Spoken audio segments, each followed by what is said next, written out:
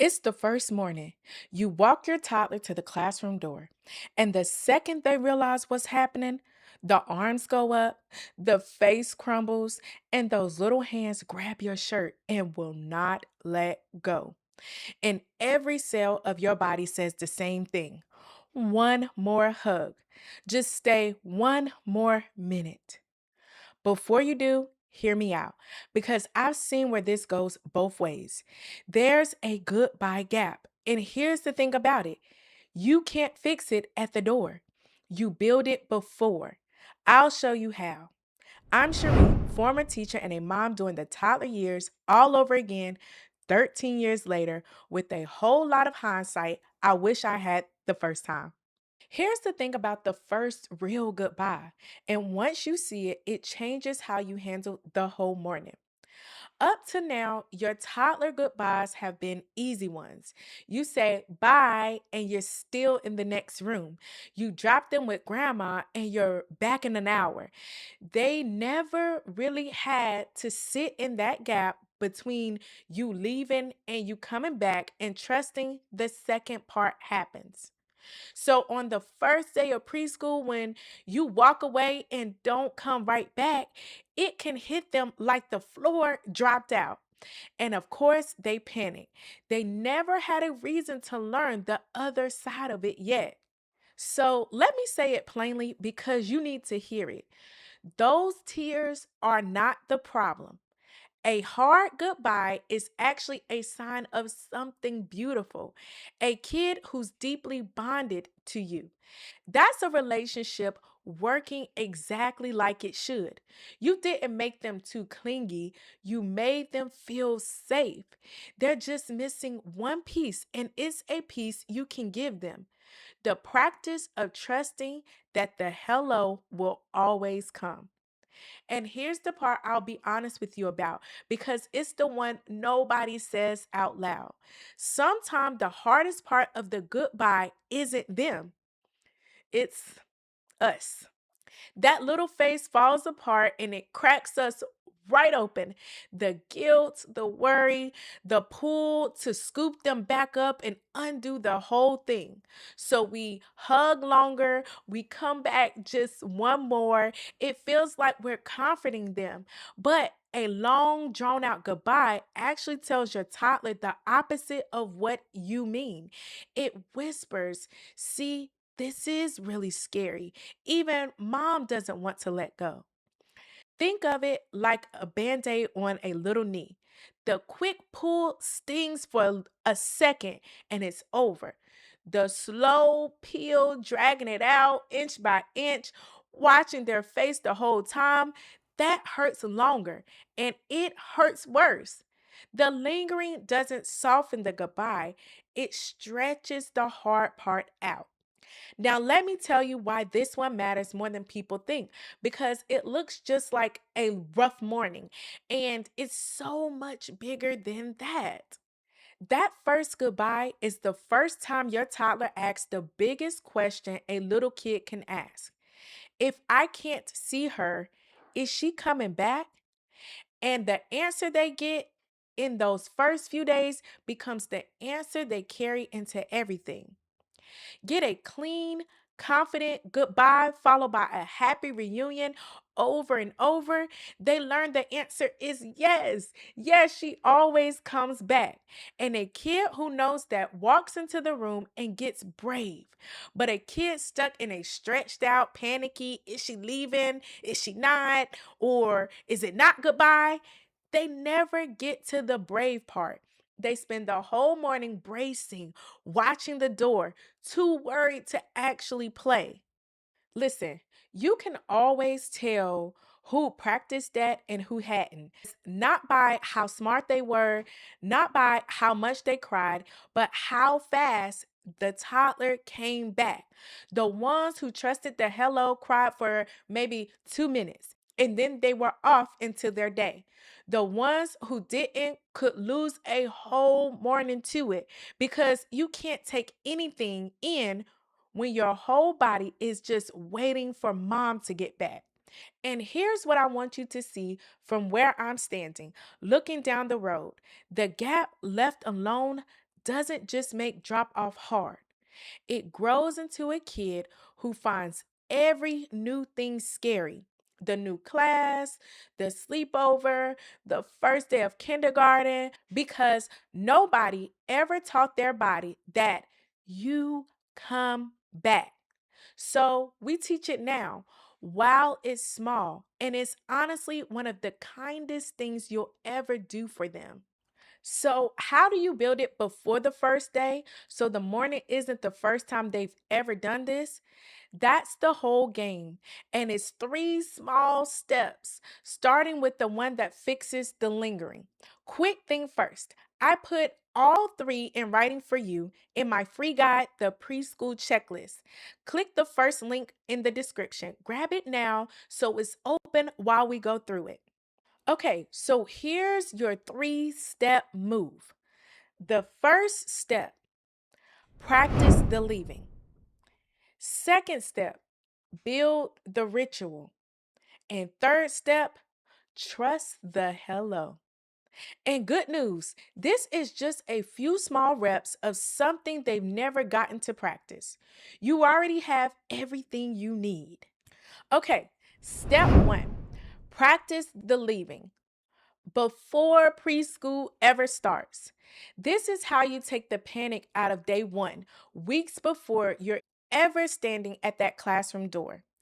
In the weeks before, you create tiny goodbyes on purpose, at home, where it's safe. Hand them to grandma and step into the other room for 5 minutes. Leave them with a sitter for a short trip to the store. Small separations with a clear goodbye, I'll be back, and then the important part. You come back every time happy.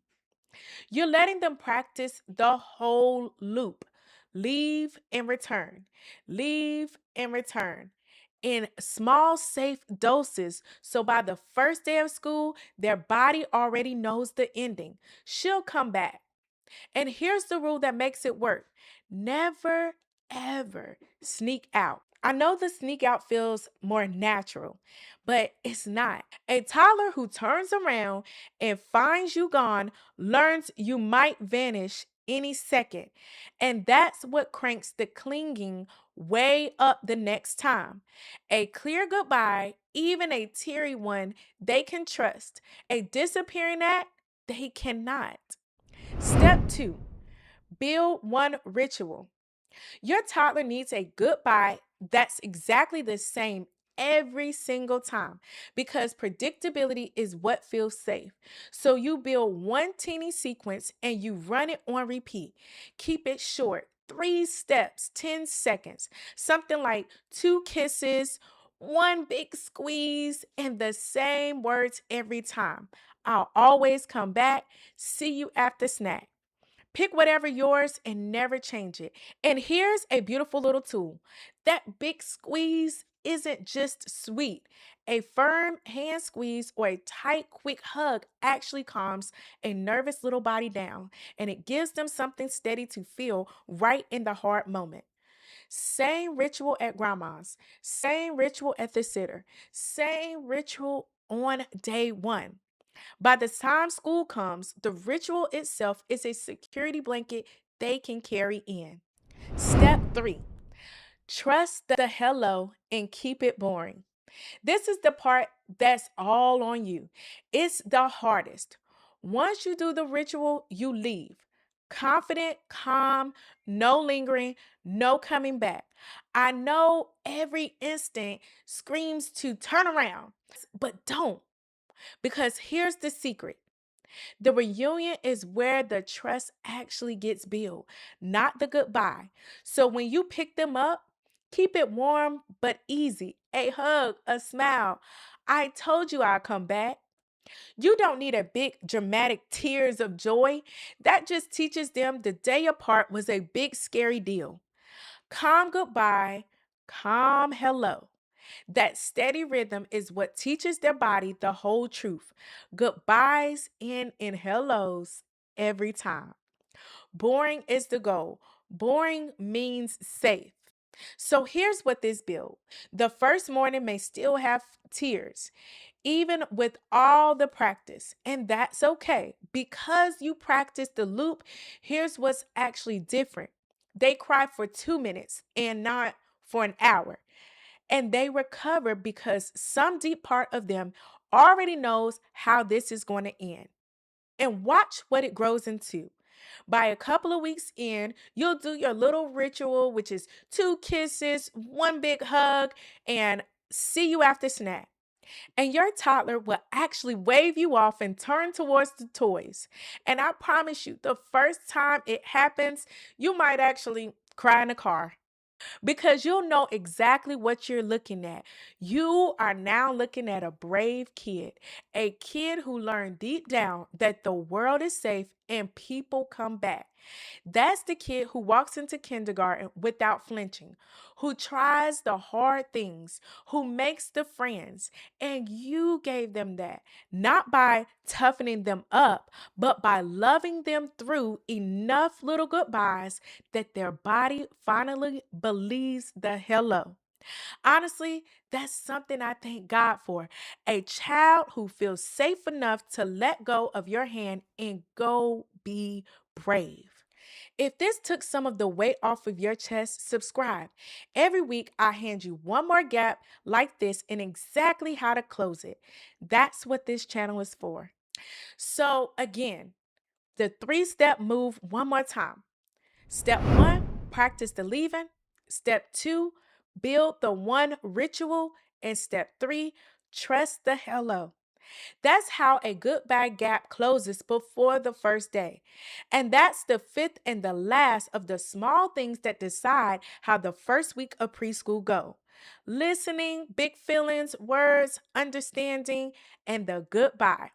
All 5 are in my free guide, the preschool checklist, and the 5-minute check to find which one is your kids and the simple plan for each.